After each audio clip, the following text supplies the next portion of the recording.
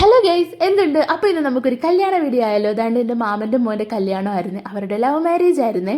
ഒരുപാട് നാളുകൾക്ക് ശേഷമാണ് നമ്മളൊരു ഫാമിലി ഗെറ്റ് ടുഗദർ എല്ലാവരും കൂടെ ഒന്നിച്ച് കൂടുന്ന ഒരു ദിവസമായിരുന്നു.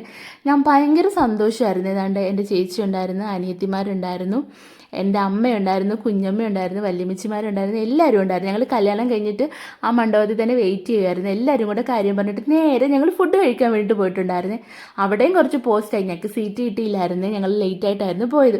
അങ്ങനെ എൻ്റെ കുഞ്ഞമ്മയും വല്യമ്മയൊക്കെ ഹായ് പറയുന്നുണ്ട്. അങ്ങനെ ഞങ്ങൾ നേരെ ഫുഡ് കഴിക്കാൻ കയറിയിട്ടുണ്ടായിരുന്നു. അവിടെ ഞങ്ങൾക്ക് ഒരു വരിയിൽ തന്നെ ഞങ്ങൾക്ക് ഇത്രയും പേർക്കും കൂടെ സീറ്റും കിട്ടിയിട്ടുണ്ടായിരുന്നു.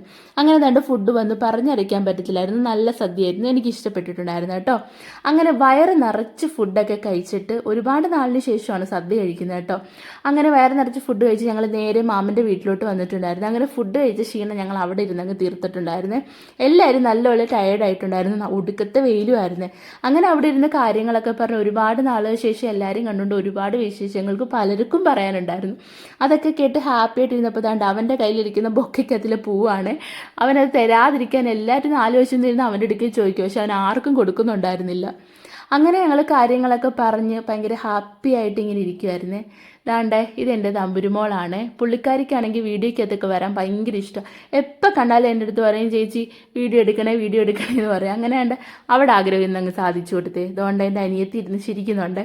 അങ്ങനെ വേണ്ട അവൻ്റെ കയ്യിൽ നിന്ന് ഞാൻ ആ പൂ തട്ടിപ്പറിച്ചിട്ടുണ്ടായിരുന്നു. അവൻ ആ പൂവിന് വേണ്ടിയിട്ട് ഇങ്ങനെ വെയിറ്റ് ചെയ്ത് നിൽക്കും, പക്ഷെ ഞാൻ കൊടുത്തിട്ടില്ലായിരുന്നേ. എന്നാലും അവനത് വാങ്ങിച്ചുകൊണ്ട് പോയി. അങ്ങനെ നേരെ വന്ന് സാരിയൊക്കെ ഊരിയിടുന്നതിന് മുമ്പ് കുറച്ച് റീൽസും കുറച്ച് ഫോട്ടോസും വീഡിയോസും ഒക്കെ എടുത്തിട്ടുണ്ട്. അപ്പോൾ ഇത്രയേ ഉള്ളൂ. ബായ്.